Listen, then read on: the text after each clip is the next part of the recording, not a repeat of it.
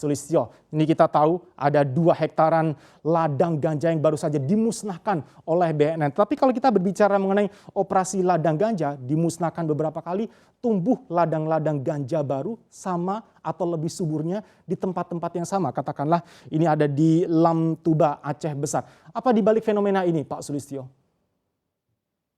Tentu saja kalau kita tadi yang sampaikan Bang Erwin tentang tempat yang sama selalu, kemudian tahun berikutnya juga dilakukan penanaman yang sama, ini kita menganalisis sebagai berikut, bahwa selalu lokasi tempat penanaman ganja itu yang awalnya selalu ada di daerah-daerah yang jauh dari pemukiman, di gunung-gunung, di lembah-lembah yang curam, gunung-gunung. Yang kedua adalah bahwa lokasi tadi selain terrealisasi, terpinggirkan, terisolir juga jauh dari akses pasar dan jalan besar.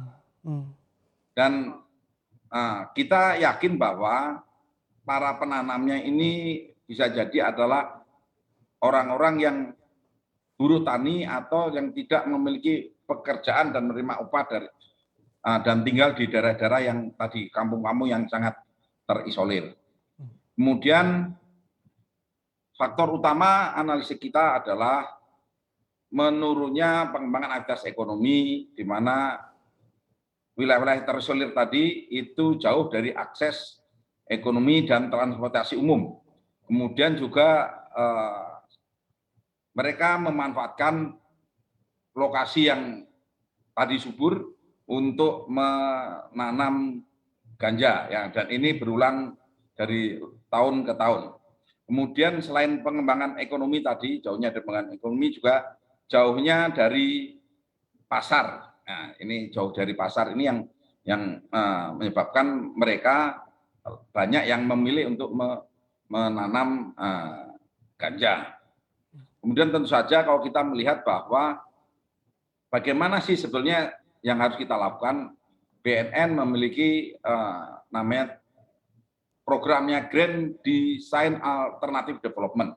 Untuk tahun kemarin 2020 ini kita melakukan Grand Design Alternative Development itu di beberapa lokasi, ya, di Beren, di Gayo Luas, ya, dan Aceh Besar, dan cukup besar sebetulnya yang berhasil kita replanting itu sekitar 1.500 lebih hektar yang kita bisa replanting, maksudnya yang lokasi-lokasi yang dulunya adalah dilakukan penanaman ganja sekarang menjadi penanaman jagung. Artinya bahwa orang-orang yang secara tradisional dulu menanam ganja ini bisa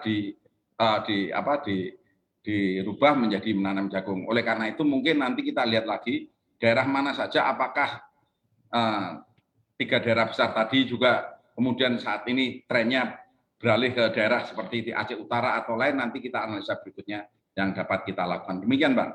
Ya, Pak Brigjen, ini sambil kita tampilkan gambar betapa suburnya ladang ganja ini ya Pak ya, hijau semua dan luasan hektarnya juga luas. Ini kan sudah identik kalau kita berbicara mengenai ladang ganja yang tumbuh subur biasanya dikaitkan dengan daerah Aceh. Sebagai pemahaman bagi kami Pak, apakah ini ada yang mengorganisirnya atau memang lahan-lahan tadi bisa tumbuh sendiri saking suburnya? Tentu saja kita yakin ada yang mengorganisir, ya. Ada mengorganisir, pasti ada nama yang memiliki dana cukup untuk memberikan uang untuk mereka menanam. Yang kedua tentu saja ada yang tukang tanamnya dan ada yang menjual. Ya, ini kita yakin seperti itu. Yang menjadi masalah adalah selain tadi kita mentarget ladang, juga bagaimana agar memotong ganja yang diproduksi itu jangan sampai ke tangan masyarakat, dan itu kita lakukan terus-menerus. Makanya untuk tahun ini saja 2021 ganja yang bisa kita sita ini 3,57 ton, ya, ini lebih tinggi 148% dari tahun 2020. Sepanjang tahun 2020 12 bulan kita 6 bulan bisa memotong seperti itu. Artinya bahwa ada memang peningkatan demand, ya, yang demand di masyarakat di tengah pandemi yang harus kita cermati. Demikian, Mbak. Ya, sepertinya nih jaringan-jaringan ini mereka juga paham sekali, informasinya lengkap mengenai daerah-daerah mana saja di Aceh yang bisa tumbuh ganja dengan subur. Apakah sudah mulai banyak keterlibatan asing atau internasional juga, Pak Brigjen, mengenai jaringan-jaringan ini? Atau murni masih dikendalikan atau diorganisir jaringan-jaringan nasional atau mungkin lokal di Aceh? Untuk ganja, untuk pirsawan CNBC Indonesia, untuk ganja masih mungkin hampir 100% dikendalikan oleh jaringan nasional, ya, dari penanamnya, pedagangnya, kemudian penjual, transporter, ya, kemudian bandar ya, di wilayah dan lain-lain di tempat tujuan, ini semuanya dikendalikan oleh orang-orang Indonesia asli, begitu. Belum jaringan internasional, kecuali untuk sabu, ya, sabu, ekstasi, NPS itu kebanyakan dikendalikan dari jaringan internasional, begitu. Ya, dari beberapa informasi yang kita peroleh, setiap kali terjadi penggerebekan, katakanlah penggerebekan ladang ganja ini hanya ditemukan ladangnya saja lengkap dengan subur ganja tumbuh di sana, tapi tidak dengan para penanamnya. Apa yang menyebabkan penanam ladang ganja ini sulit langsung terlacak atau terungkap, Pak? Perlu diketahui kepada pendengar serta pirsawan CNBC Indonesia bahwa aksi penanaman ganja tidak hanya di Aceh saja. Jadi kita juga banyak menemukan informasi adanya ladang ganja, contohnya di Madinah. Ya, untuk tahun ini aja ada, ya. Berapa kali kita melakukan penangkapan di Madinah. Madinah itu maksudnya Sumatera Utara. Kemudian juga ada beberapa lokasi penanaman ganja di pot maupun dalam gedung, itu di Jakarta, di Ambon, di Papua, ya, bahwa menunjukkan bahwa kultivasi ganja tidak hanya di Aceh, tapi ada juga di daerah-daerah lain. Khusus di Aceh, itu lokasinya selalu menyasar hutan-hutan lindung, ya, hutan-hutan yang jauh dari pemukiman penduduk sepanjang Bukit Barisan, ya, sepanjang Bukit Barisan di Aceh itu yang lalu menjadi sasaran lokasinya. Kemudian untuk titik rawan yang kita monitor, ya, titik rawan yang kita monitor itu untuk daerah Aceh itu ada di Aceh Besar, Kayu Luas, Biren, Pidi, ya, Aceh Tenggara, Aceh Utara, dan Selatan, kurang lebih seperti itu.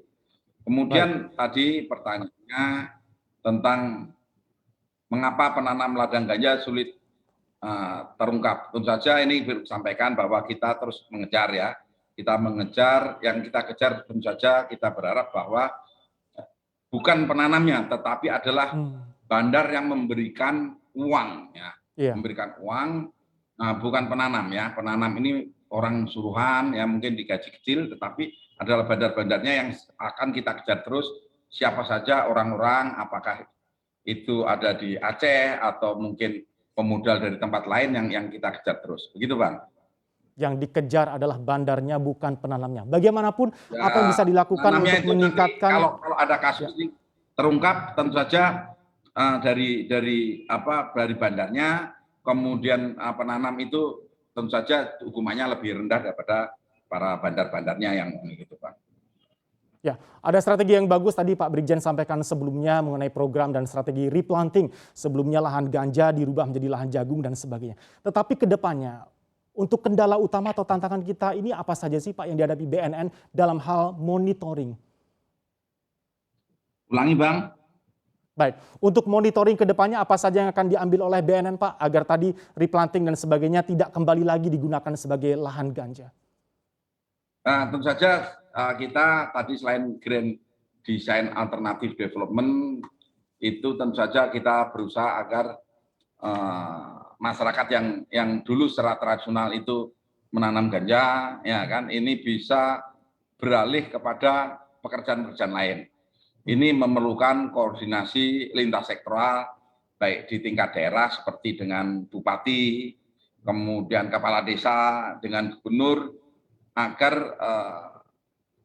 melakukan upaya daerah-daerah yang secara tradisional itu menanam ganja bisa diciptakan sumber-sumber ekonomi baru, begitu ya. Jadi kita bukan menyelesaikan masalah dengan nambah tapi nilai masalah secara tuntas agar ekonomi baru bisa didapatkan, dapat pekerjaan dan lain-lain. Kalau bisa ekonomi yang baru itu juga cukup produktif, ya, menghasilkan cukup sumber daya, bisa menghasilkan uang yang cukup untuk memenuhi kebutuhan. Kita yakin bahwa masyarakat kecil itu butuhannya lebih ringan daripada tidak begitu besar daripada orang-orang perkotaan. Orang-orang kampung nih kebutuhan pokok terpenuhi sudah sangat bersyukur ya.